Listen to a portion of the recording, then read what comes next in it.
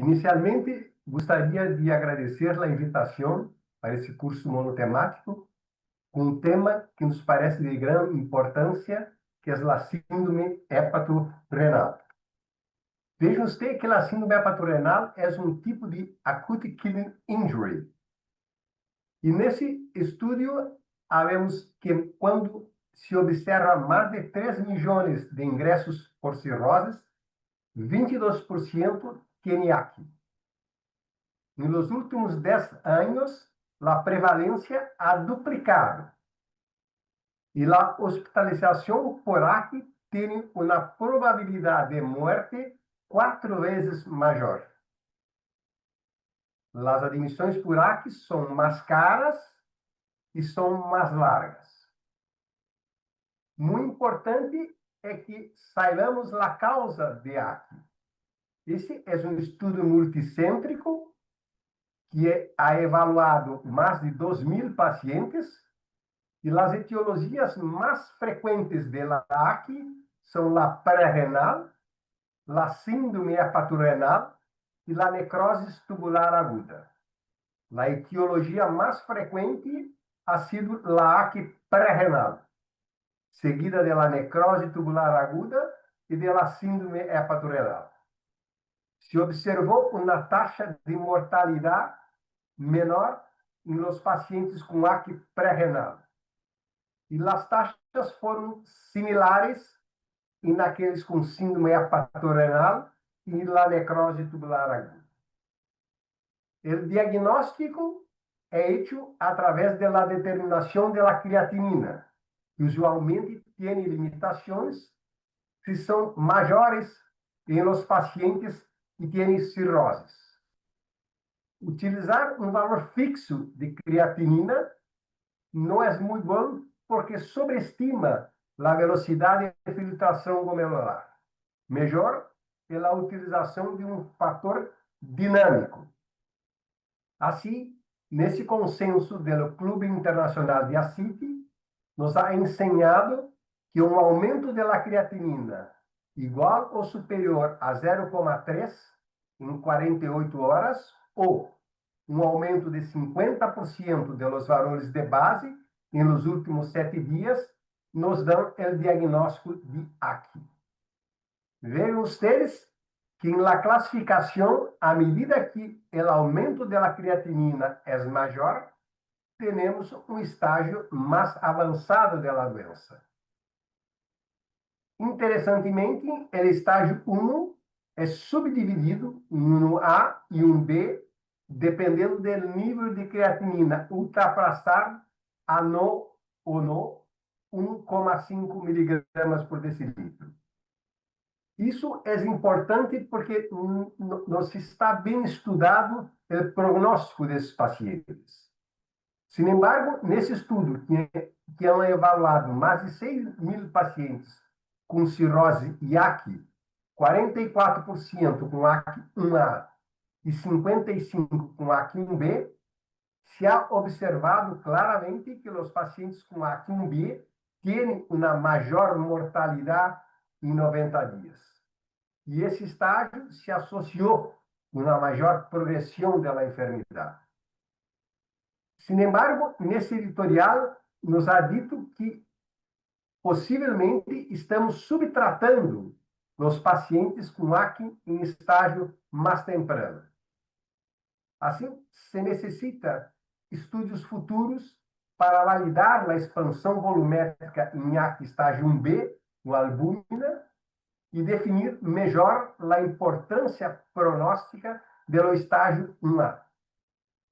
Que, a nosso ver, ha sido demonstrado nesse estudo que hemos feito em Brasil, com mais de 900 pacientes, 500 dos quais apresentando AC em los diversos estágios, e a taxa de mortalidade em um AC 1A foram maior que os indivíduos que não tinham AC. Tanto a mortalidade hospitalar em 30, 90 e 12 meses. As taxas de mortalidade, por óbvio, foram maiores nas etapas 1B, 2 e 3 de AC. E resultados semelhantes ocurridos com a síndrome hepatorrenal. Assim, a mortalidade em etapas mais tempranas do AC respalda a recomendação para um tratamento mais pronto. O diagnóstico de pacientes com síndrome hepatorrenal é feito em pacientes que têm enfermidade hepática com cirrose e ascites.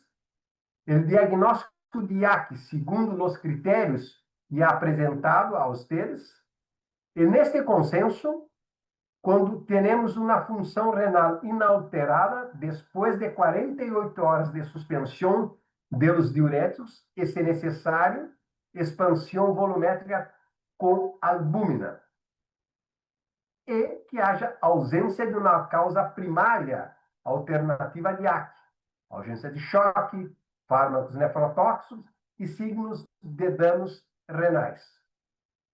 Recentemente, o Clube Internacional de Ascites ha hecho uma atualização desse conceito.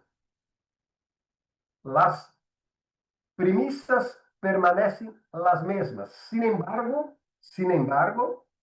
esta terceira premissa ha cambiado. Em vez de 48 horas, han reduzido o prazo de suspensão de diuréticos e de expansão volumétrica para 24 horas. E a expansão volumétrica, quando necessária, indicam que prioritariamente com cristalóides.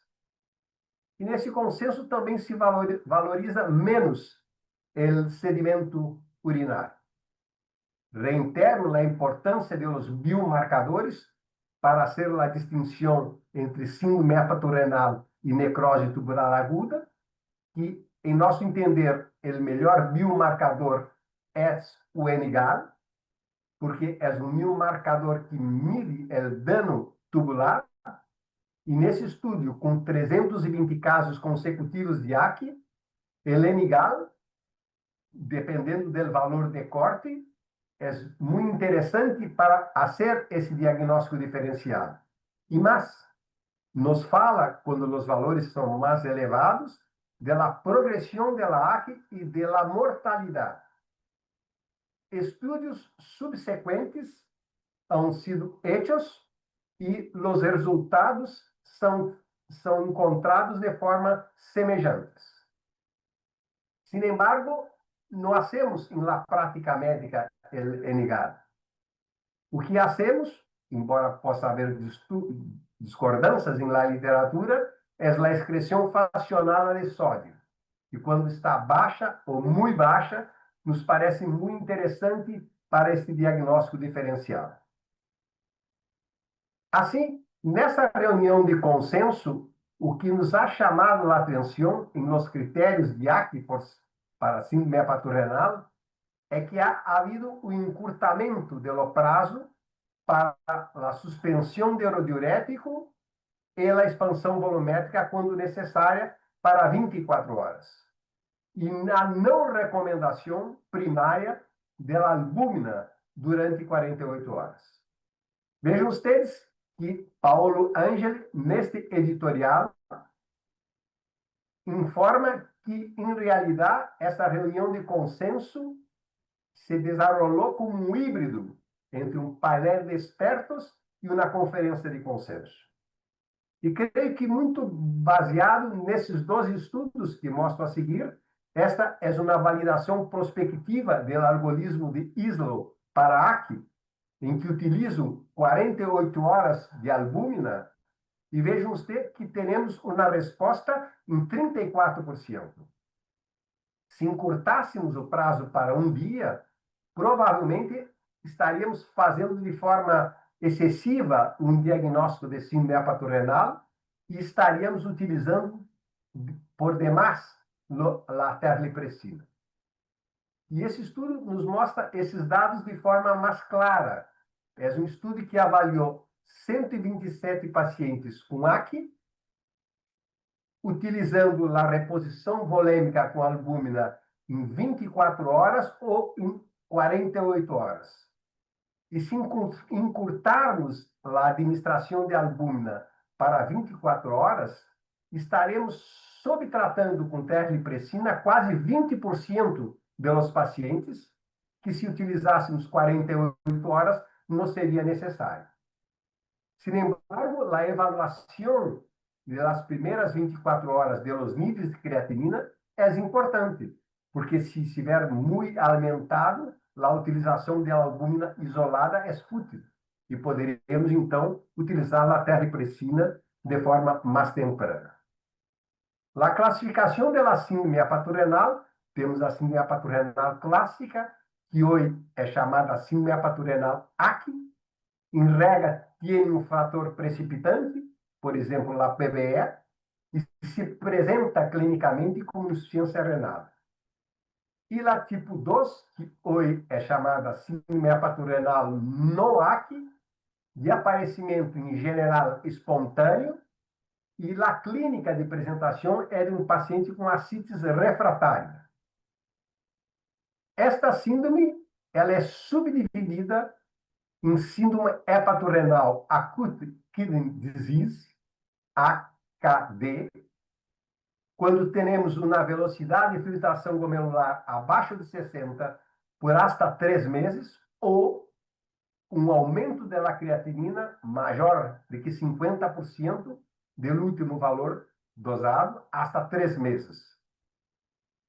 E a chronic kidney disease, que se considera quando esse prazo ultrapassa a 3 meses. Nesta figura que nos ha brindado esta reunião de consenso, fica muito aclarado esses dados. Aqui, quando o diagnóstico é feito até 7 dias. Quando ultrapassa este período, hasta 90 dias, teremos AKD. E se além disto, teremos doença crônica. A epidemiologia da AC é demonstrada nesse estudo prospectivo multicêntrico, com 3.800 pacientes hospitalizados por cirroses descompensadas em vários centros. 38% dos pacientes tinham AC. O fenótipo mais frequente ha sido o hipovolêmico, seguido da síndrome hepaturrenal e da necrose tubular aguda. 28% dos pacientes com AC inicial em estágio 1 e 2 apresentaram progressão da enfermidade, e a AC se ha resolvido em 60% dos casos. Pero a mortalidade ha sido superior a 20% em um prazo de hasta 28 dias. Interessante também esse estudo, que ha evaluado uma base de dados muito grande de pacientes com AC, 12% dos quais tiveram AC ambulatorial. E a AC ambulatorial ha demonstrado uma mortalidade de 11%. Então, desta população de veteranos com cirroses, avaliados por AC, 12% teriam AC ambulatorial. Sin embargo, 40% dos pacientes não eram diagnosticados. Assim, a AC ambulatorial é comum, a taxa de mortalidade é substancial e está subdiagnosticada, por lo que oferece oportunidades, não permite uma intervenção adequada nesses pacientes. Quando evaluamos a KD, vemos ter 6.200 pacientes internados com AC. 30% desses pacientes desarrolaram AKD. E os pacientes que tinham AKD tinham uma maior mortalidade em 90 e 180 dias. E a incidência de doença renal crônica ha ocorrido em 37% dos pacientes. Uma das limitações para definir síndrome hepaturrenal é que não exclui a enfermidade renal parenquimatosa subjacente. Com a crescente incidência de MESALD, também aumentará a presença de doença crônica devido a diabetes ou hipertensão. E temos, então, um acute on chronic kidney disease. Vejam que como é interessante esse estudo desse consórcio, que ha evaluado 2.000 pacientes com cirrose e AC, 70% com AC aislada e 30% com AC sobre doença crônica. Esta população apresentava melhores parâmetros de função hepática, mais frequentemente a etiologia da cirrose era o MESALD, e quando os pacientes tinham AC aislada, em comparação com esse grupo, apresentavam uma maior mortalidade, uma maior taxa de ingresso em UTI e um maior uso de terapia de reemplazo renal. Assim, parece que esta situação tem um prognóstico um pouco melhor, provavelmente pela melhor parâmetro de função hepática que os pacientes apresentam. Tentando resumir o que é dito a vocês, em os pacientes que têm AC em estágio 1A, hoje se sugere a retirada dos fatores de risco desses pacientes. Se não há progressão da enfermidade, se observa. E se há, trataremos os pacientes como tivesse AC 1B, com a suspensão de los diuréticos e a expansão de volume com albúmina. Se houver resposta, observamos. Sin embargo, se não houver resposta, é possível que o diagnóstico seja de síndrome hepatorenal. E se assim o for, o tratamento que se oferece é a combinação da terlipersina com a albúmina. Esse é o maior estudo que evalua esses pacientes. E vejam que a combinação de los fármacos, quando combinado com placebo mais albúmina, os pacientes que utilizaram o tratamento combinado tinham uma maior reversão da síndrome hepatorenal. Sin embargo, a mortalidade não ha sido distinta. E os pacientes que utilizaram a terapia combinada apresentaram maior efeitos adversos. Nós outros hemos feito esta meta-análise, onde evaluamos 9 trials e não se ha observado diferença em la mortalidade em 15 ou em 90 dias. Sin embargo, se ha demonstrado um benefício na reversão da síndrome hepatorenal. E não houve observado diferenças quanto aos efeitos adversos. Esse é um estudo que nos parece interessante porque avalia os pacientes com AC e ACLF. E nesta população se ha feito um estudo de 2 braços, um com terlipressina temprana e outro com o tratamento standard, com 48 horas de albúmina e após, se necessário, terlipressina mais albúmina.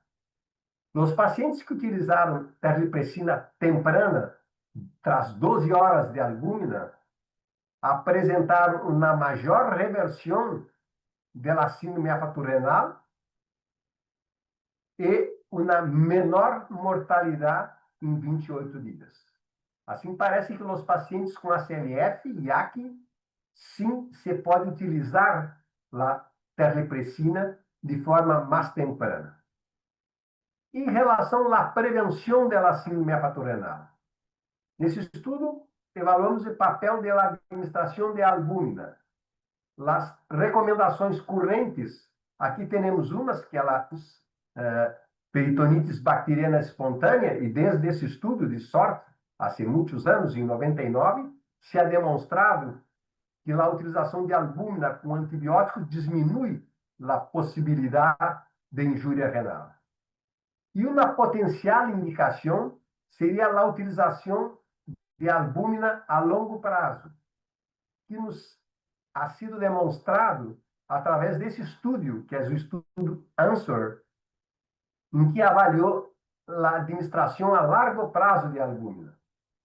E ha demonstrado que os pacientes que utilizaram os diuréticos convencionais, mais albúmina a longo prazo, teriam uma maior supervivência e menos complicações. E dentre as complicações, menos disfunção renal e menos síndrome hepatorenal. Então, esta é uma proposta que pode ser interessante. Sin embargo, quando hemos feito uma revisão sistemática, uma meta-análise dos estudos que utilizaram albúmina a largo prazo, só demonstramos uma diminuição da recorrência da CIT e das necessidades paracentésicas.